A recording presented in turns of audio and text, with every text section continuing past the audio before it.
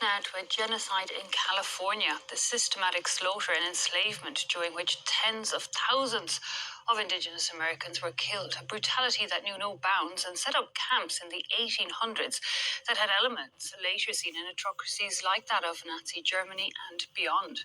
It's a history long hidden. It's the topic of a book that was published in English a while ago, but has just become available in French. An American Genocide, the United States and the California Indian Catastrophe. Well, historian and author Benjamin Madley joins us now to tell us a bit more about it. Thanks so much for your time. And can I start by asking you, you grew up, I believe, in California. What led you to wanting to write about this part of the past? Thank you very much for having me here this evening. So I grew up in a little town called Happy Camp, near the Oregon border, very small town, the dominant population of Native people.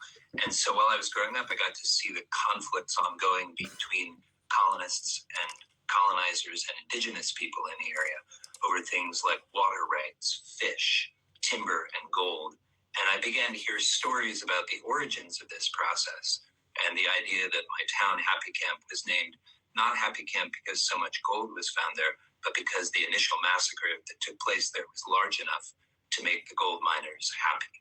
And so I spent years of my life researching this story in archives all across the United States, from Yale to Berkeley and many places in between.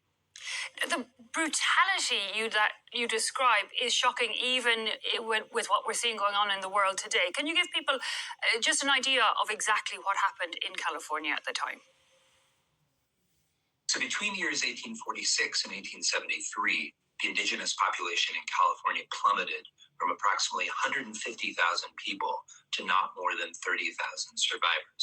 And scholars have long studied this. We've looked at starvation, we've looked at disease, we've looked at displacement. But when I looked at the archives, it became clear that this was, in fact, a case of state-sponsored genocide. The killings were carried out by 24 separate volunteer state militia expeditions, also by the United States Army, and finally by vigilantes. And all of this ended up being paid for first by the state to the tune of more than $1.5 million, almost all of which was then reimbursed to California by the United States Congress. So we could say that if the state of California were the architects of this man-made catastrophe, the United States government paid for almost all of the killing. It's interesting as well to see how that hatred and fear was generated. But your book also, we were just looking at the cover of it there, and that chief on the cover, it's also about the survival and the fight back. Can you start maybe by telling us a bit more about the chief that's on the front cover of your book in English? I believe he went with, maybe 50 men to challenge that onslaught. So the man on the picture of the English version of the book is Kintpuash, also known as Captain Jack. And this is a photograph that he sat for voluntarily at a photographer's studio in the town of Wairika in Northern California. And he would go on to lead a very small group of Modoc men, women, and children who returned to the lava beds of Northern California that they were from.